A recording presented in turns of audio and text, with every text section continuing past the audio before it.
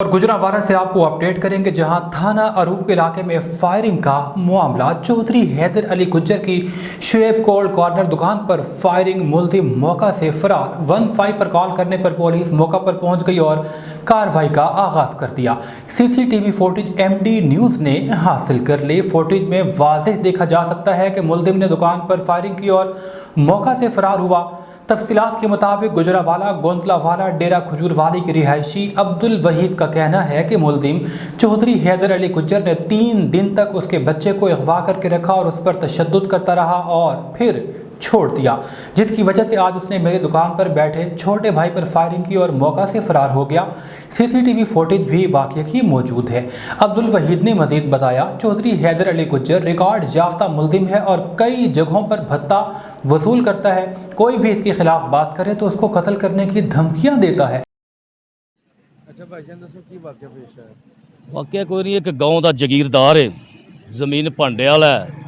तो मेरे जनाब उन्हें अज तो 10-15 दिन पहले 3 दिन बच्चा अगवा रखा, उत्ते तशद्दद करता रहा, अंदर अपने जेरे गमान के रखा। मैडिकल कॉलेज के सामने उन्होंने अगवा किया।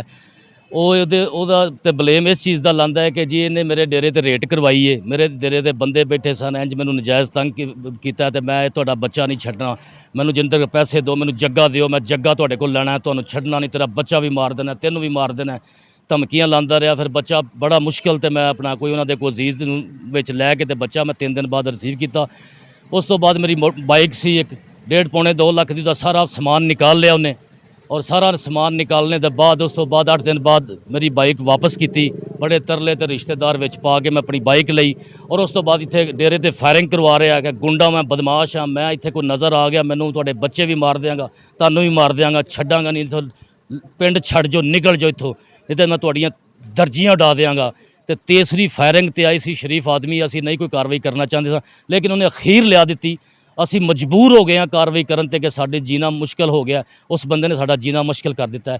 या सानू अपील है वज़ीर आला पंजाब ने साडा कोई इंसाफ दवाए, या असी CPO साहब अगे पेश होवांगे और सानू इंसाफ दवाए। असी बहुत गरीब आदमी है, माड़े बंदे, सानू जीन नहीं देंदे। इस पिंड दे जगीरदार ने शुरू तो ते ये जुल्म तो ज्यादती करते हैं, साडे नाल खीर लिया दी है।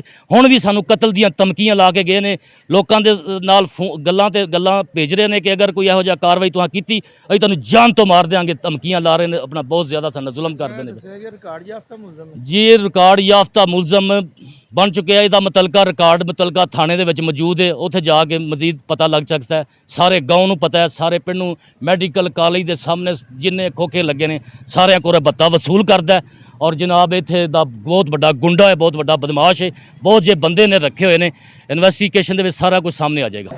अब्दुल वहीद की वज़ीर आला पंजाब मरियम नवाज और IG Punjab RPO Gujranwala CPO Gujranwala से अपील है कि मुल्जिम के खिलाफ सख्त कार्रवाई की जाए।